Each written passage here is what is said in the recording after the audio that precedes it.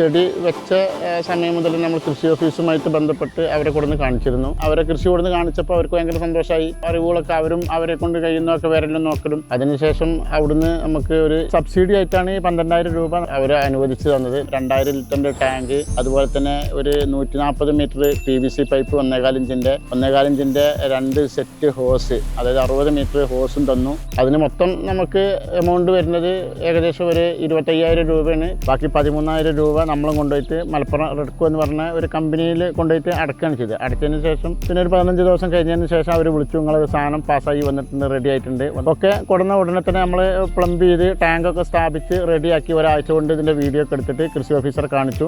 നല്ല ഒരു പ്രോത്സാഹനമായിരുന്നു. പിന്നെ അവർക്ക് ഇഷ്ടപ്പെട്ടു. 100 കാലിങ്ങനെ ഒരേമാതിരി നിൽക്കും. അതേപോലെ തന്നെ എല്ലാം ഉൾക്കൊള്ളിപ്പിച്ചിട്ടുണ്ട്. ഫ്രൂട്ടാണെങ്കിൽ അതുണ്ട്, അതേപോലെ തന്നെ തെങ്ങിൻ തൈ ഉണ്ട്. മെയിനായിട്ട് നമ്മൾ കുരുമുളക് തന്നെയാണ് ഇതിന് മുൻഗണന കൊടുത്തിട്ടുള്ളത്. അപ്പോൾ അവർക്ക് നല്ലൊരു ഇതുപോലെ ചെയ്യുന്ന കർഷകരെയാണ് അവർക്ക് ആവശ്യം എന്നൊക്കെ പറഞ്ഞിട്ട് നമുക്കും നല്ല ഒരു പ്രോത്സാഹനം തന്നിട്ടുണ്ടായിരുന്നു അവർ. നമ്മളെ കൃഷി ഓഫീസ് പറഞ്ഞത് മൂർക്കനാട് പഞ്ചായത്തിലാണ് നമ്മൾ കൃഷി ഓഫീസ് സ്ഥിതി ചെയ്യുന്നത്. മർജാന ബീഗം എന്ന് പറയുന്ന ഒരു ഓഫീസറാണ് ഉണ്ടായിരുന്നത്. അവർ വന്ന് കണ്ടു. ഇടയ്ക്കിടയ്ക്ക് അവരെ കൊടുന്ന് കാണിക്കാറുണ്ടായിരുന്നു. ഏതായാലും അതൊക്കെ സ്ഥാപിച്ചു.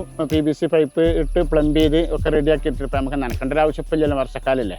ഇപ്പോൾ കൃഷിഭവനിൽ നിന്നുള്ള ആനുകൂല്യങ്ങളൊക്കെ കിട്ടിയെന്ന് പറഞ്ഞല്ലോ.